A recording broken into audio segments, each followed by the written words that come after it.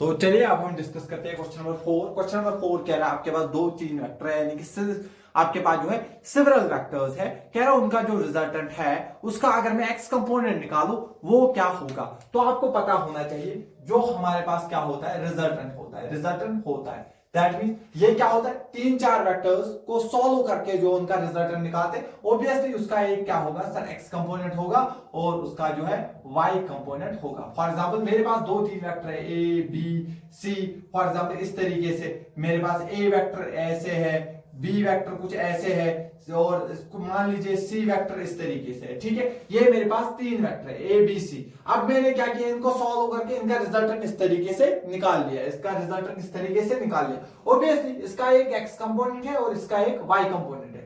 Sir इनका ये x component आया कैसे, मैंने बी का भी एक्स कंपोनेंट निकाला, ए का भी एक्स कंपोनेंट निकाला, सी का भी एक्स कंपोनेंट निकाला, उन सबको ऐड किया तो फिर मुझे क्या मिलेगा, रिजल्टेंट का एक्स कंपोनेंट मिलता है। सर वाई कंपोनेंट कैसे, ए का वाई कंपोनेंट, बी का वाई कंपोनेंट, सी का वाई कंपोनेंट, तो ही मुझे जो है रिजल्टेंट का वाई कंपोनेंट मिलता है। दैट मींस ऑप्शन 1 जो हमें कह रहा है जो सर इसका जो है रिजल्टेंट का जो एक्स कंपोनेंट होता है वो सम होता है किनका, इन्हीं सारे वेक्टर्स के एक्स कंपोनेंट्स का सम होता है। क्या बोल रहा है हमें, is equal to the sum of the X component of the vector. ये ऑप्शन जो है बहुत ही सही ऑप्शन है। ऑप्शन नंबर 2 क्या कह रहा है, may be smaller than the sum of the magnitude of the vector. क्या ये मैग्नीट्यूड ऑफ द वेक्टर से छोटा हो सकता है। क्या बोल रहा है, ये जो एक्स कंपोनेंट, ये इसका जो एक्स कंपोनेंट है क्या ये रिजल्टेंट से छोटा हो सकता है। आप मान लीजिए किसी वेक्टर का एक्स कंपोनेंट क्या आ गया 3 और सर उसका जो y कंपोनेंट वो कितना आ गया 4, तो रिजल्टेंट कितना आता है सर, वो रिजल्टेंट आता है 5। ये आपको पता होना चाहिए 3 और 4 का रिजल्टेंट कितना आता है 5,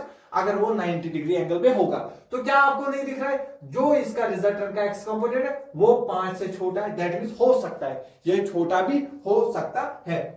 दैट मींस ऑप्शन 2 भी हमारे पास सही है। ऑप्शन सी क्या कह रहा है, may be greater then the magnitude of the vector. तो अगर आपको ये भी समझ नहीं आ रहा, मैं आपको एक ही चीज याद रखूंगा, जब भी आप किसी चीज का कंपोनेंट निकालते हैं, जब भी आप किसी चीज का कंपोनेंट निकालते हैं, दैट मींस रिजल्टेंट का जब आप कंपोनेंट निकालते हैं, याद रखिएगा जो रिजल्टेंट का मैग्नीट्यूड होता है, जो रिजल्टेंट का मैग्नीट्यूड होता है, चाहे मैं एक्स कंपोनेंट निकालूं या वाई या जेड, वो कंपोनेंट हमेशा ज्यादा से ज्यादा उसके बराबर हो सकता है या उससे छोटा हो सकता है, या ज्यादा से ज्यादा मैक्सिमम कितना हो सकता है उसके बराबर या उससे छोटा। मैक्सिमम कैसे, फॉर एग्जांपल वेक्टर ऐसे ही है 3i कैप, तो इसका रिजल्टेंट भी 3i कैप ही आएगा क्योंकि इसमें कोई भी y कंपोनेंट नहीं है। दैट मींस रिजल्टेंट की जो x कंपोनेंट की मैक्सिमम वैल्यू रिजल्टेंट के बराबर हो सकती है या उससे छोटी। सिमिलरली y के लिए भी और z के लिए भी।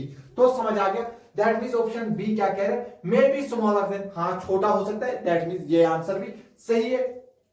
मे be greater than, C option क्या कह रहे हैं ग्रेटर देन, तो ये ऑप्शन गलत हो गया क्योंकि ये मैक्सिमम इसके बराबर हो सकता है या इससे छोटा हो सकता है। May be equal to the sum of the magnitude, तो हाँ हो सकता है बराबर भी आ जाए, हो सकता है बराबर भी आ जाए, लेकिन ये चीज आपको पता होनी चाहिए। अदरवाइज मैं भी एनालिटिकल इसमें जो आंसर दिखाता कोई और दिखाएगा, कभी आएगा कभी नहीं आएगा। दैट मींस वो चीजें जो है जनरल चीज हमेशा पढ़नी चाहिए। याद रखिएगा पहला ऑप्शन बिल्कुल सही है क्योंकि जो रिजल्टेंट का एक्स कंपोनेंट होता है वो बाकी वेक्टर्स का एक्स कंपोनेंट को ही सम करके मिलता है, सिमिलरली वाई कंपोनेंट भी।